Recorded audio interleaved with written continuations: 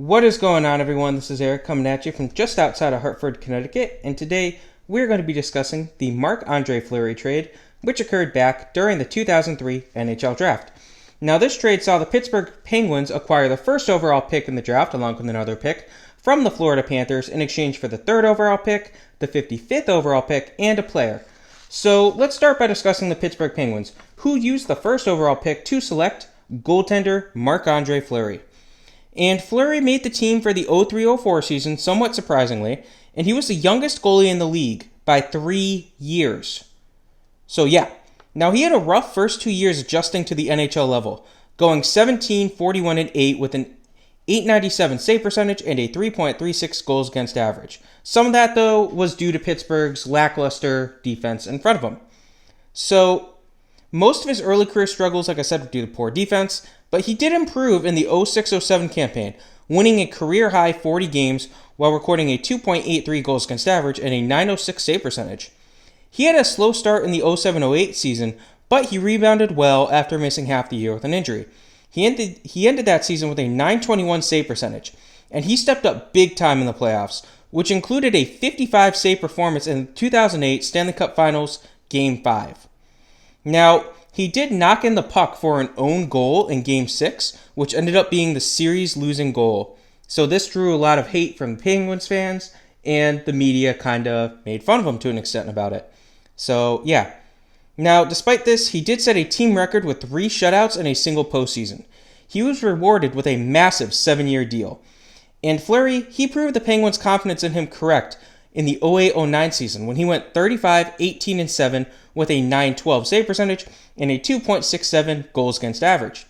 He stepped up once more in the playoffs, going 16 and 8 with a .908 save percentage as the Penguins would go on to win the Stanley Cup.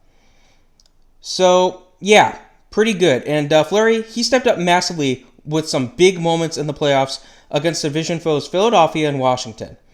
Now, he did struggle in Game 5 of the Stanley Cup Finals that year, but he rebounded very well in the series-clinching Game 6.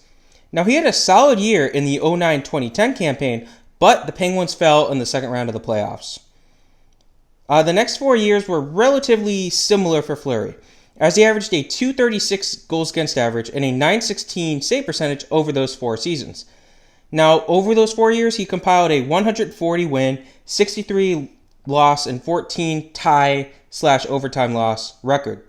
He had a strong year in 14-15, leading the league with a career-high 10 shutouts.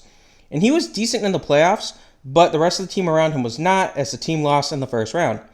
In the 15-16 season, Fleury started off the year as a starter, and he played well, recording a 35, 17, and 6 record with a 2.29 goals against average and a .921 save percentage. However, he dealt with an injury in the playoffs, and he only appeared in 2 games. Despite this, the Penguins would go on to win the Stanley Cup Final. Now, in the 16-17 season, Fleury essentially split the starting job with Matt Murray. Now, come playoff time, it was clear that Pittsburgh preferred Murray, but after he got hurt, Fleury stepped up and he played well. When Murray came back from his injury, Fleury returned to the bench. The Pens would win the Stanley Cup once more. Now, after the 16-17 season, Fleury was left exposed in the expansion draft, which of course led to the Vegas Golden Knights picking him. Now, we do have a video that discussed the picks that will be linked in the description below. Now, during his time in Pittsburgh, he more than left his impact with the team. He was a 3-time Stanley Cup champion, a 2-time All-Star, and he has multiple Penguins records, including career games played with 691, wins with 375, losses with 216, shots against, saves, minutes, career goals against average at 2.58, and career shutouts with 44. All in all, he was a very solid pick for the Penguins, and I know there was a lot of stats thrown at you there, but yeah, that's how good Marc-Andre Fleury was.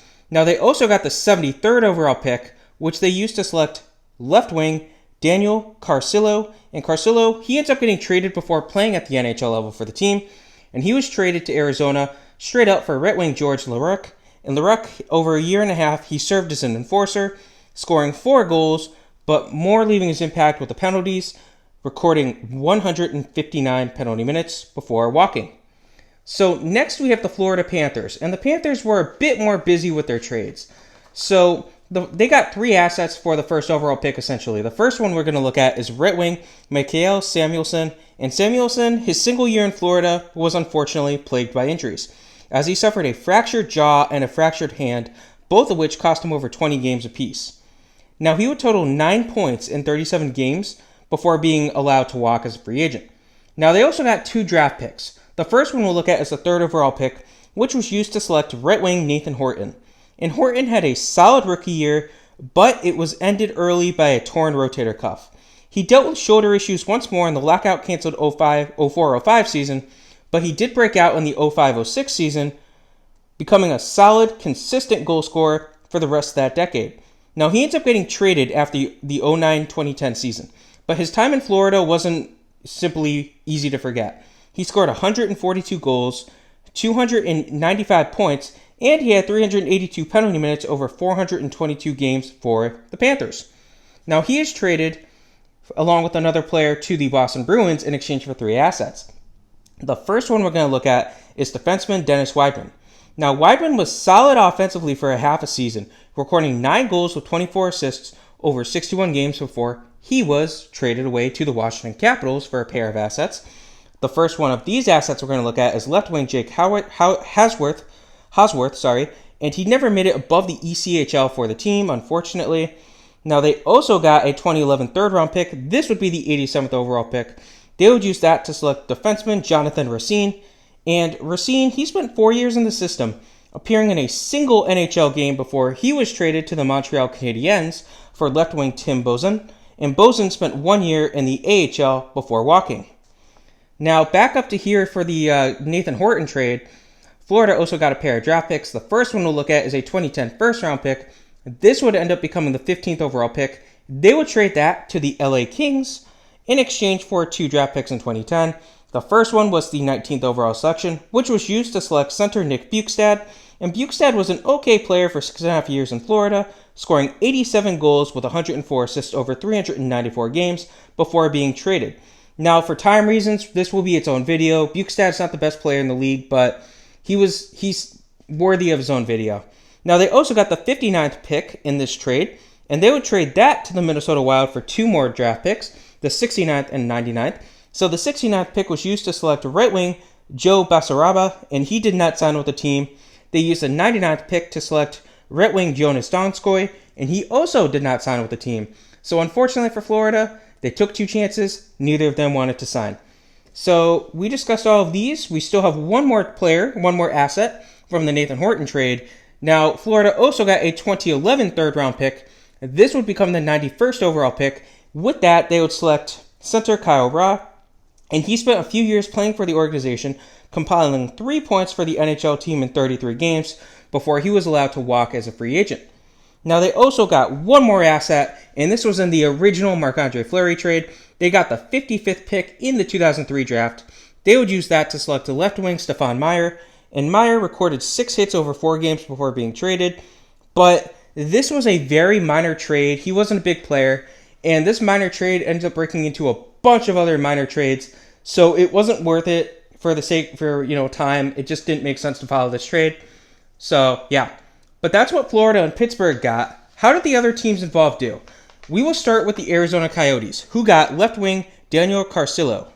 And Carcillo played 129 games for Arizona over parts of 3 years. He was known for his physical play, as he recorded 572 penalty minutes and 230 hits in that time, more than his offense, which saw him only record 20 goals with 21 assists.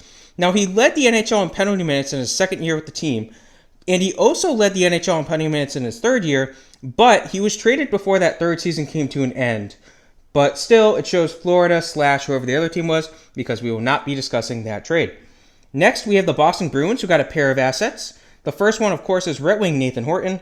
And Horton had a productive 3-year tenure in Boston. He had 56 goals in 169 games for the team. Now, he came up clutch in the 2010-11 playoffs, where he scored 2 overtime game-winning goals, one of which won a series against Montreal, and the series winning goal in the Eastern Conference Finals against Tampa Bay. Now, he did take a massive hit in Game 3 of the Stanley Cup Finals that year, which left him with a severe concussion, but Boston seemingly rallied behind him after he got hurt, and they would go on to win the Stanley Cup. So he might not be a superstar, but his impact will never be forgotten on their cup run that year. Now, they also got center Gregory Campbell. And Campbell had a career year in the 2010-11 season, recording career high in goals and penalty minutes with 13 goals, 93 penalty minutes, and plus-minus even with a plus 11 rating. Now, he was a key player on the penalty kill for Boston for 5 years before he walked. Over those 5 years, he recorded 39 goals, so he had a third of those goals in a single season. Not bad, though.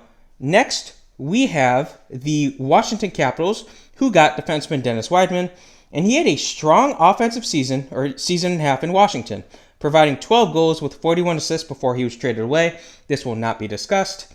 Next, we have the Montreal Canadiens, who got defenseman Jonathan Racine, and Racine played a half season at the AHL level before he was also traded away. We will not be following that trade.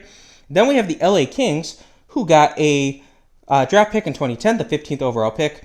With that pick, they would select defenseman Derek Forbort, and he was a decent defensive-minded defenseman for 4.5 years at the NHL level, recording only 6 goals, but he did have 47 assists, 463 hits, and 478 blocks for the team. Now, he ends up getting traded away at the 2019-2020 trade deadline. We will not be discussing that trade. Lastly, we have the Minnesota Wild, who got the 59th pick in the 2010 NHL draft. They would use that to select a right wing Jason Zucker, and Zucker, his first 3 years in the NHL were quiet, as he bounced between the NHL and the AHL. Over his next 5.5 years, however, he was a solid second, third line player. The 17-18 season was a breakout year for him, as he recorded a career high in goals with 33 and assists with 31. Now, over 456 career games for the Wild, he recorded 132 goals and 111 assists. Now, he ends up getting traded away, and this was actually discussed in the Phil Kessel Part 2 video, so if you are interested, that will be linked in the description below. Now, he was a one-time King Clancy Award winner while with the Wild. But again, I hope you guys enjoyed this. I know this was a bit of a longer trade breakdown, but I just couldn't leave out anything about Marc-Andre Fleury. Horton was a solid player as well.